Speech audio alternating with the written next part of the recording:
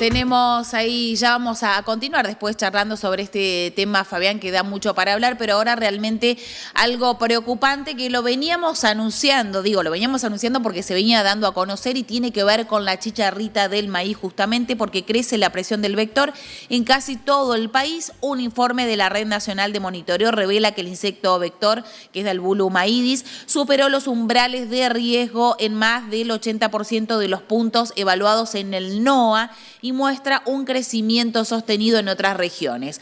Pero para saber más de esto y con exactitud, a ver qué es lo que está pasando con la chicharrita, ya tenemos en comunicación a la ingeniera agrónoma Adriana Saluso del INTA. Hola Adriana, ¿cómo estás? Muy buenos días, bienvenida a Info Federal. Fabián y Patricia te saludan. Muy buenos días para ustedes. Estoy en un estado gripal, así que si toso, me sepan disculpar. ¿Cómo están ustedes? Todos andamos en la misma o todos estamos saliendo de algún estado gripal o virus, como se lo quiera llamar. Adriana, ¿dónde estás? ¿Dónde estás en este momento? En este momento estoy en mi casa porque estoy con licencia médica. ¿En qué punto geográfico? De INTA. Nosotros estamos en la estación experimental de INTA Paraná. Muy bien, perfecto, muy bien. En la costa del Paraná. Bueno, Adriana, contanos un poquito cómo viene siendo, si bien por ahí la chicharrita venía bastante bien, ¿no, Fabián? Veníamos hablando de eso. Controlada, que, bueno, muchos monitoreos después de todo el desastre que hizo la chicharrita se tomaron... creo que estás, si nos tenés no sé si nos tenés en altavoz, por ahí podés bajar el volumen porque nos acoplamos y nos escuchamos nosotros. Como un eco tenemos. Claro, como un eco ahí. No, yo estoy desde la computadora, no estoy bien, perfecto. Sí. Entonces, bueno, igual bajo el volumen, igual a ver si así se escucha. No, ahí está bien, ahí está bien.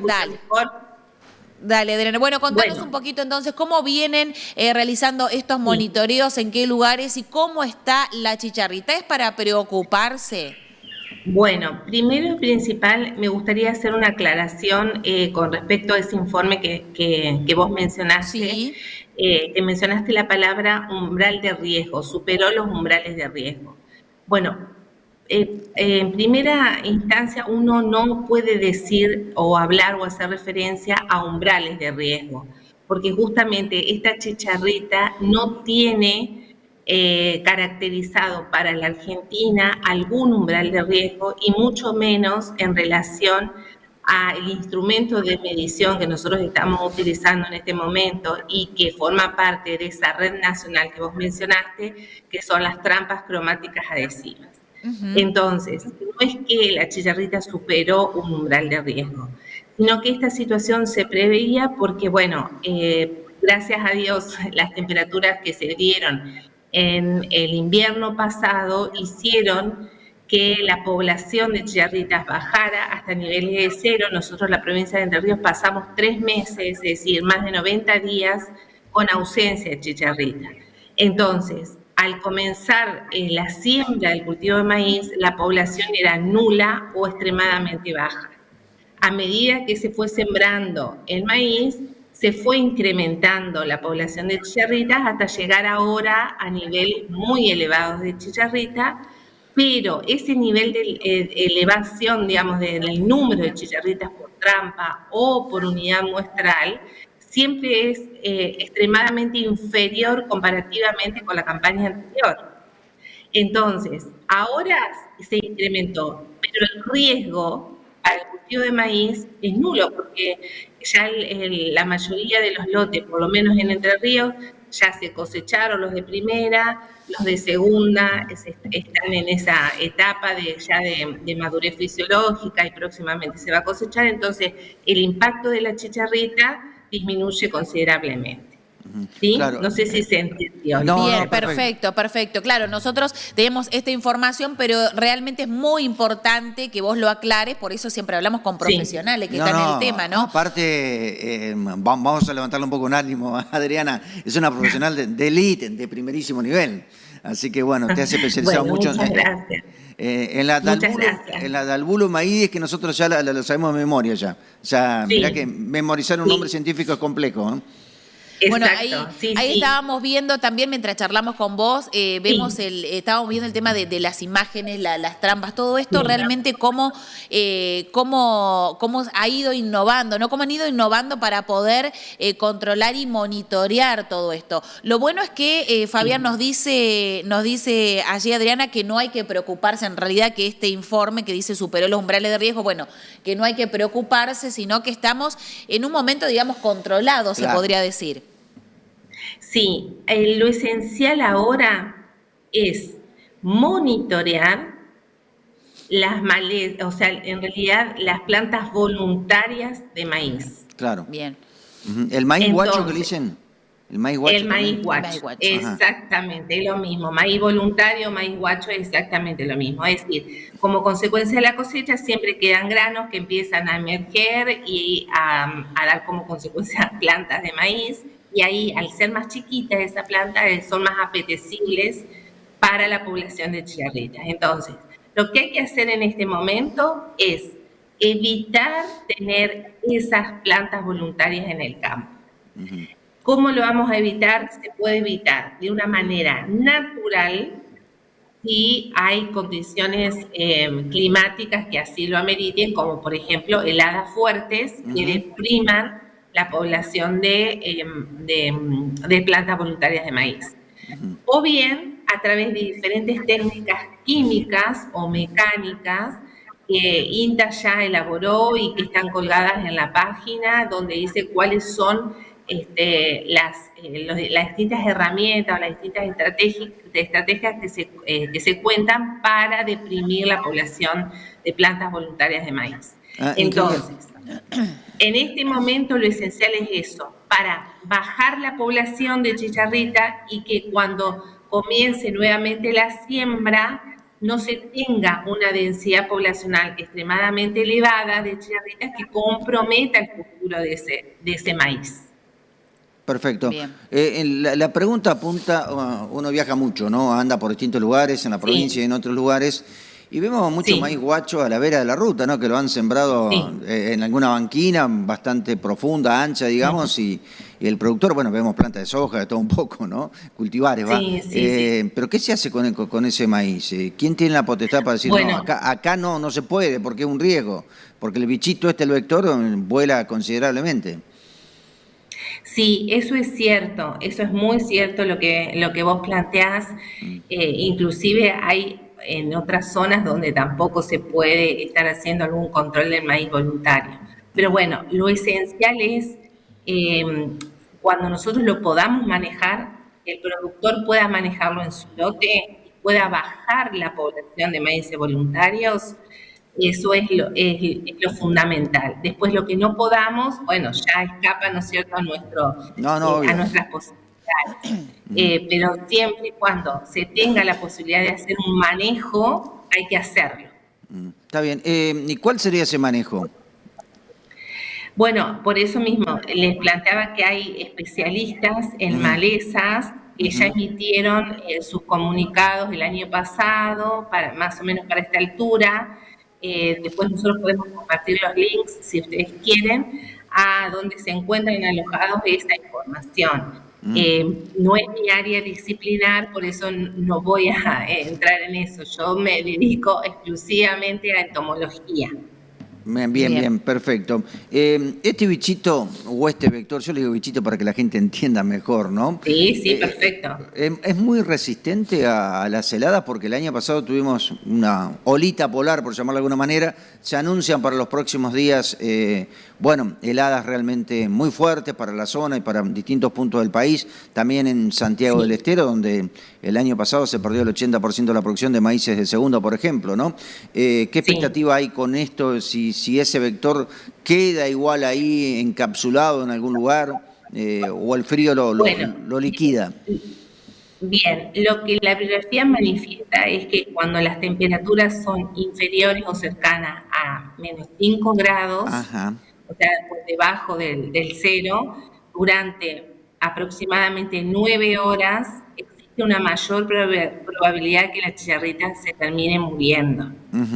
Entonces, el concepto de las heladas es un concepto muy interesante porque no solamente importa la cantidad de heladas que se tengan, sino la intensidad de esas heladas, o sea, la duración que tenga de horas por debajo de los 0 grados. Entonces, si se dan estas condiciones, existe una mayor posibilidad a que las chicharritas no sobrevivan el invierno. Eso fue lo que pasó en la campaña pasada. Es decir, nosotros ya en el mes de mayo del año pasado teníamos 9 heladas agronómicas en la estación experimental de INTA Paraná. Ajá, agronómicas.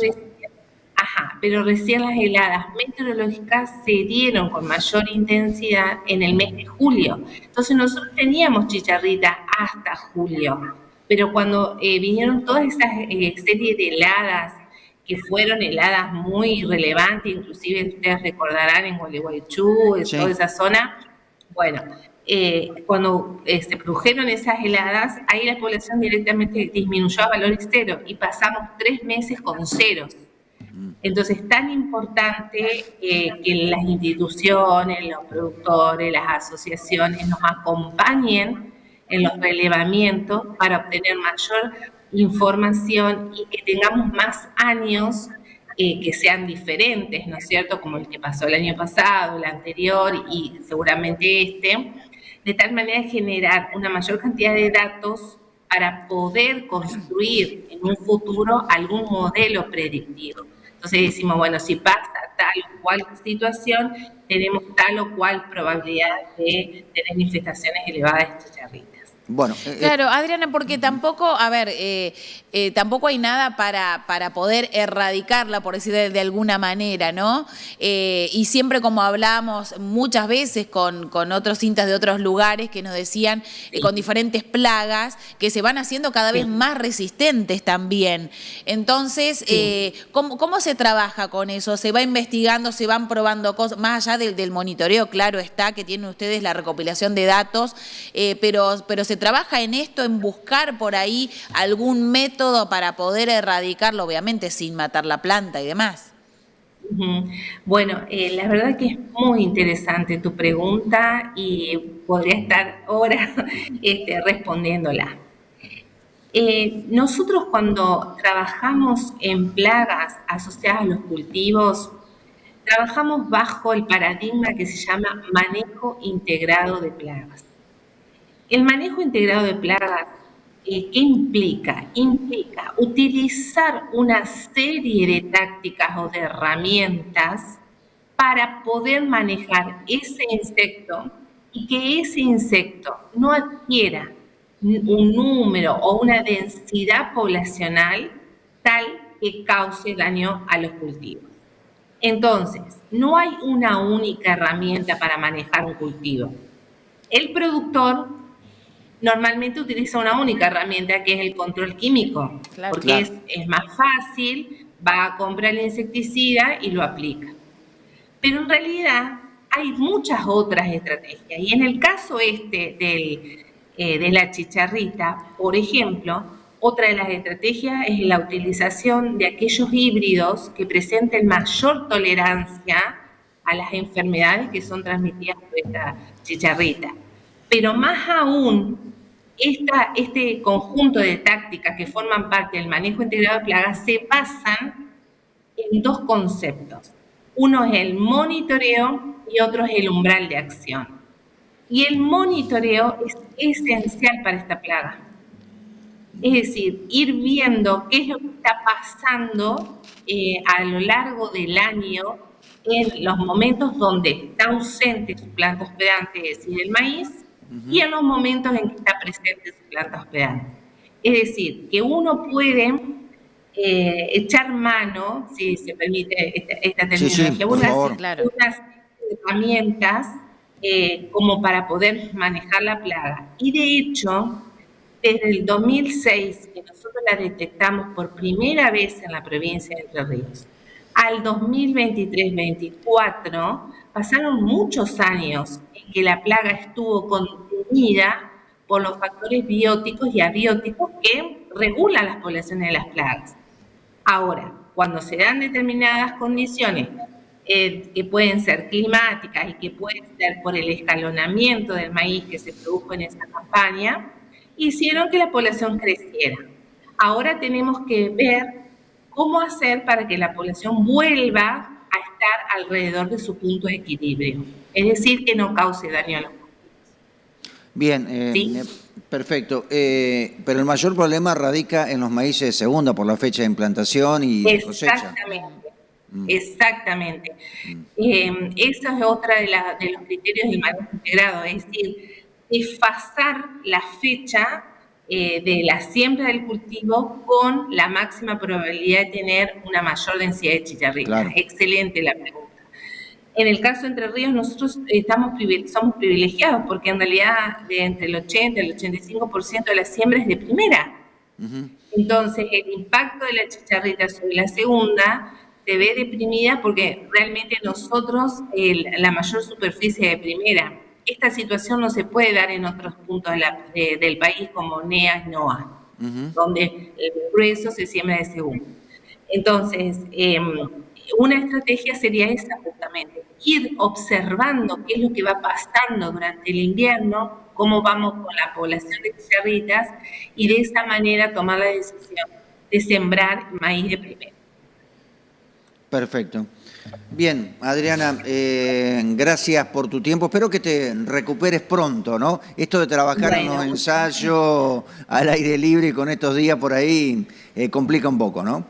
Sí, exactamente. Sí, así es. Muchas gracias por las consultas, por las preguntas tan atinadas de ustedes.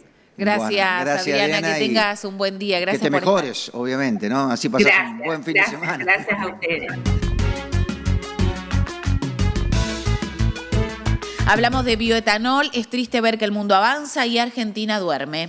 Bien, así lo dijo el representante de la Cámara Bioetanol de Maíz en el panel Perspectiva del Bioetanol en el Congreso Maizar. Manifestó también que ahora se está trabajando duro con el gobierno para lograr un aumento del uso de etanol y que hace un mercado libre para que el consumidor pueda elegir qué combustible usar. Bueno, vamos a escuchar a Patrick Adam, Cámara de Bioetanol. Bueno, fue un panel muy rico donde se intercambiaron justamente experiencias de bioetanol, no solo en la Argentina, sino en el mundo. Quedó clarísimamente expuesto que Argentina es el país que menos usa su biomasa disponible para producir biocombustibles. Uno mira con mucha tristeza que Bolivia usa 25% de mezcla de bioetanol en nafta, Paraguay 30%, Brasil está en 48% y nosotros solo en 12%. Usamos solamente el 3% del maíz para hacer etanol, en Brasil el 35%, en Estados Unidos el 40%. Esto quiere decir que somos un desperdicio, que no usamos los recursos que tenemos y estamos eligiendo el modelo empobrecedor de no dar valor agregado a la materia prima versus los países que utilizan su biomasa, le dan valor, generan desarrollo regional sustentable, empleo regional y fomentan la agricultura. Esto implicaría plantar más maíz, por ejemplo. Todo crecimiento del bioetanol genera mayor crecimiento de la producción de maíz, como sucede en todos lados.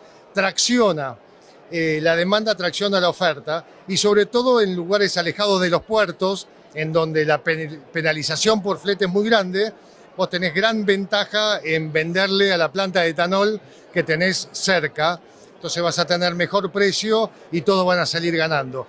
Sin contar los invaluables coproductos que tiene el etanol, como la burlanda, que es la parte proteica. El bioetanol se produce a partir del almidón. Con la burlanda, ¿qué hacemos?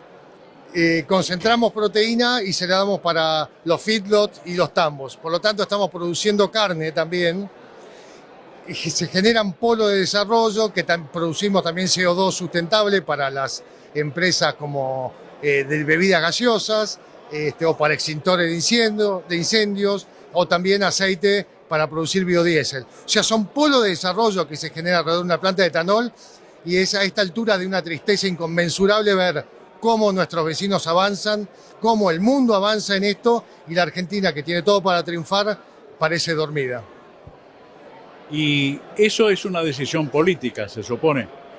Esto fue producto de la pésima gestión anterior del gobierno de Alberto Fernández, de la ley 27640 que sacaron, que es un verdadero estropicio, digamos, no tiene sentido como ley. Y ahora estamos trabajando duro con el nuevo gobierno para lograr un aumento del uso del etanol y que haya un mercado libre también por encima de ese uso obligatorio, para que el consumidor pueda elegir qué auto usa, para que el consumidor pueda elegir qué combustible usa, para que Córdoba, que produce autos que van a Brasil y que andan con cualquier graduación de etanol, se llaman Autoflex, que se produce en Argentina, que le permitan a su automotriz venderlo localmente. No está permitido. Una cosa insólita. Es una locura.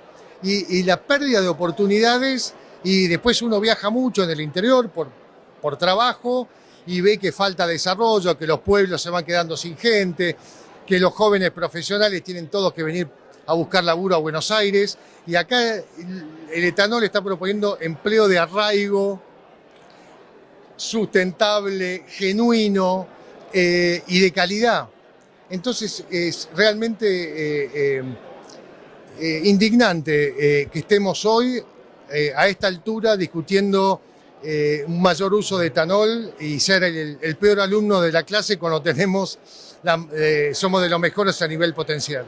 Nosotros entrevistamos hoy aquí a varias personas que, digamos, como punto común, punto de concordancia absoluta, es entre todas las cuestiones que genera el maíz para la producción, para la agroindustria, para los alimentos, para la ropa, para lo que quiera, también genera la posibilidad del arraigo de personas en lugares que hasta ahora están vacíos, por decirlo de alguna manera, pero generar un arraigo real, no un asentamiento. No, por supuesto. Yo le voy a dar un ejemplo. Alejandro Roca, donde está la planta de Promaíz, que es de AGD y Bunge, de etanol, se ha transformado, pero entero. Era un pueblito, se transformó entero. En Villa María ha generado un polo de desarrollo increíble la planta de Acabío. En Río Cuarto la planta de Bio 4 también. O sea, realmente está comprobado lo que digo. Y hay espacio para meter 10 veces más plantas o 20 veces más. Y tenemos la materia prima disponible. Hoy se demostró en el panel que, porque muchas veces hablan del costo fiscal, de los biocombustibles, bla, bla, bla, que el bioetanol genera más recursos para el Estado que si no estuviese. O sea, realmente porque están exentos del impuesto a los combustibles, que es un beneficio que tienen los consumidores, no los productores, los consumidores. Bueno, se midió el impacto y generamos más impuestos nosotros con nuestras plantas que lo que sería el otro. Así que no hay con qué darle. Ya creo que ya es tiempo de ponernos los pantalones largos y hacer las cosas que son evidentes que tenemos que hacer con un poquitito así de sentido común. Otra vez, para usar la palabra del presidente, quiero salir del modelo empobrecedor y pasar al modelo enriquecedor. Por ahora seguimos en el empobrecedor. Bueno, hablamos ahora de la avicultura porque no hay avicultura posible sin maíz. El ex presidente de CEPA y actual asesor de la institución participó de una charla sobre el poder del maíz en la producción avícola y cómo ésta multiplica actividades, con mucho valor agregado a un puesto de trabajo. También reclamó una política de Estado para todas las carnes. Vamos a escuchar a Roberto Domenech. No hay avicultura posible sin maíz, directamente. El maíz es la energía, el maíz es el combustible de un auto, el combustible de un camión, no hay alternativa. Entonces, si bien hay todo un trabajo hasta que el maíz se cosecha y está listo para entregar a los que transformamos o al mundo entero, de ahí en adelante hay un trabajo muy grande, hay toda una cadena de producción muy importante que, como también hemos dicho muchas veces, hace al valor agregado. El valor agregado existe, y es lógico, en la transformación, pero el valor agregado en un 80% es trabajo agregado, y eso también es muy importante.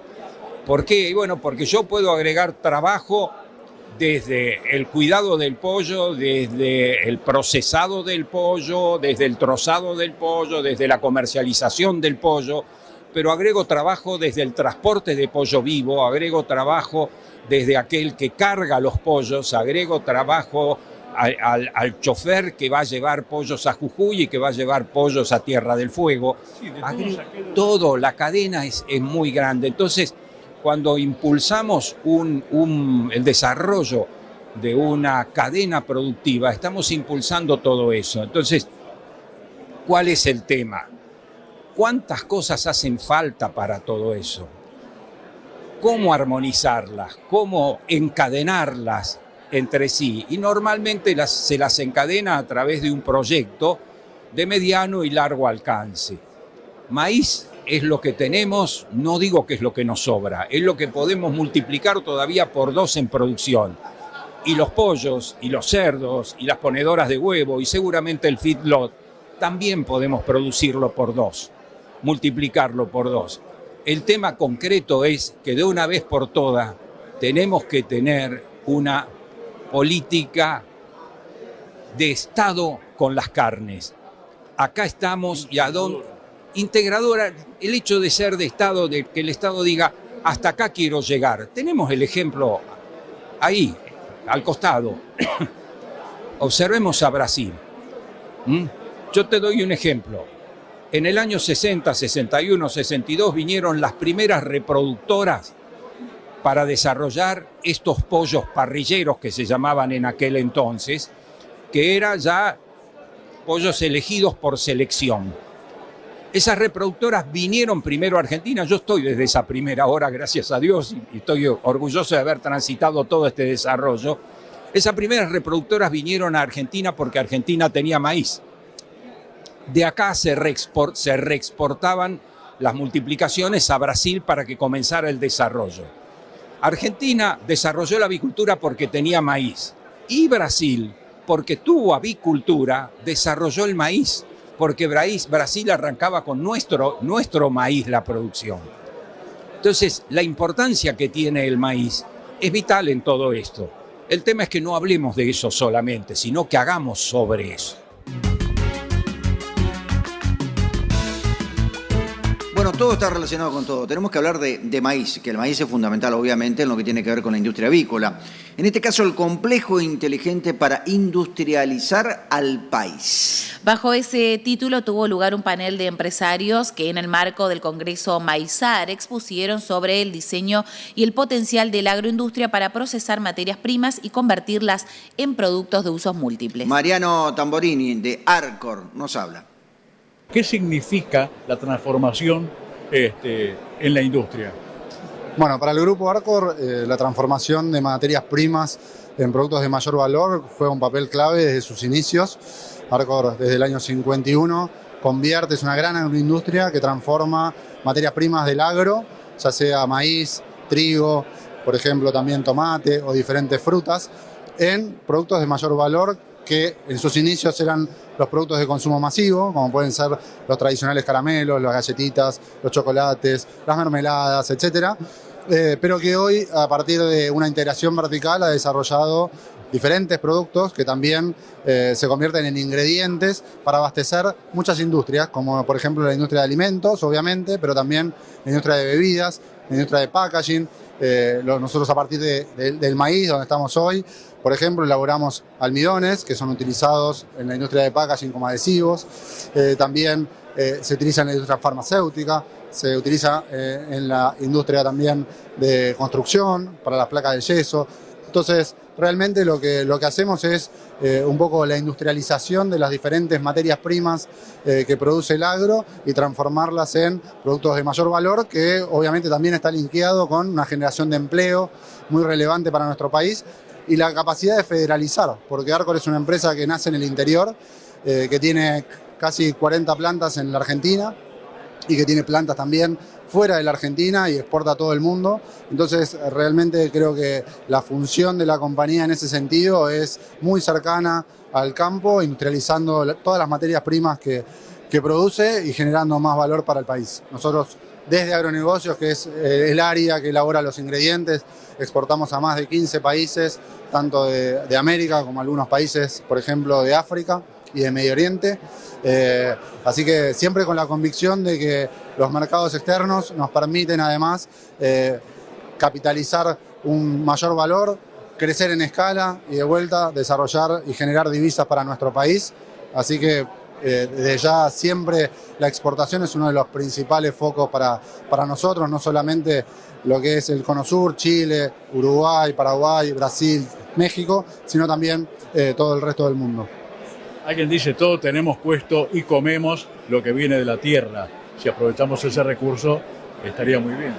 Absolutamente, absolutamente, y tratamos de hacerlo realidad, así que siempre colaborando para convertir esa materia prima, ese regalo que nos da nuestro suelo en productos que también estén siempre en la mesa de todo el mundo, no solamente de los argentinos, sino también de todo el resto de los integrantes de este planeta.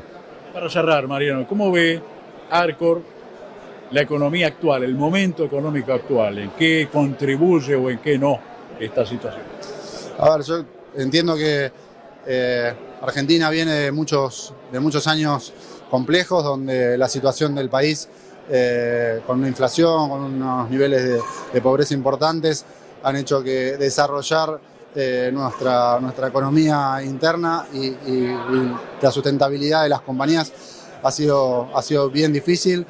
Arcor siempre tuvo la convicción de que eso se hace creciendo, trabajando puertas adentro mucho en lo que es competitividad, y por eso ha invertido en los últimos años muchísimo en ganar eficiencia, y hoy por eso está preparado de alguna manera para aprovechar, digamos, este nuevo escenario donde hay un poco más de estabilidad, donde tenemos algunas proyecciones a futuro que permiten visualizar mayores inversiones, mayores oportunidades de crecimiento y de desarrollo de nuevos mercados. Así que somos bastante optimistas en que tenemos un buen futuro por delante. Bueno, continuamos. Colmenas en alerta para que no ingrese el PEC a la Argentina. Recomendaciones del SENASA para mantener el estatus sanitario del país como libre del pequeño escarabajo de las colmenas y no perjudicar la producción y exportación melífera. Escuchamos a Mauricio Rabinovich, SENASA Animal. En el conjunto de adversidades que pueden tener las colmenas, o sea, las abejas, hay uno que en particular destacamos y que todavía en el país no tenemos, que de hecho por eso nos seguimos considerando libres de esta plaga en particular, pero que está presente básicamente en Brasil, Paraguay y Bolivia. Un escarabajo en particular que llamamos pequeño escarabajo de las colmenas. En este contexto en los cuales tenemos la presencia de este escarabajo, de esta plaga, en prácticamente la frontera, en los países que están en la frontera en nuestro país, es que SENASA publica una resolución, la 302, sobre alerta sanitaria nacional. Implica observar detenidamente las colmenas cada vez que se va a trabajar para poder ver la posible presencia de un escarabajo que nos despierte una sospecha. Inmediatamente la sospecha tiene que disparar una notificación a SENASA. Básicamente somos un país productor, exportador de productos apícolas. En los certificados de exportación hacia los destinos que tampoco tienen esta plaga, queda taxativamente manifestado que somos libres de esta plaga. Por lo tanto, no hay ningún riesgo de poder transmitir este problema a los países destino. Es lo que nos sostienen básicamente casi la mitad de nuestras exportaciones de miel al mundo. Prestar mucha atención a no ingresar productos de las colmenas, ya sea tanto miel como cualquier otro material que esté directamente relacionado a las abejas, material apícola, eventualmente estar atentos a la presencia de enjambres que ingresan de otros países, de tal forma de poder evitar por estos medios que pueda ingresar el escarabajo. Les agradecemos muchísimo por una semana más estar ahí y elegirnos para informarse. Todo lo que tiene que ver con el mundo agropecuario lo conocen aquí en Infofederal. Que tengan un excelente fin de semana, buen fin de semana para vos, Fabián, buen fin de semana para todo nuestro equipo. Renovaremos energías y nos encontraremos el lunes. A abrigarse porque en todas las regiones está fresquito. Está fresquito, temperaturas muy bajas, así que a cuidarse también de los virus que andan dando vuelta. Nos encontramos el próximo lunes. Sigan en la pantalla de Telemax disfrutando de la programación.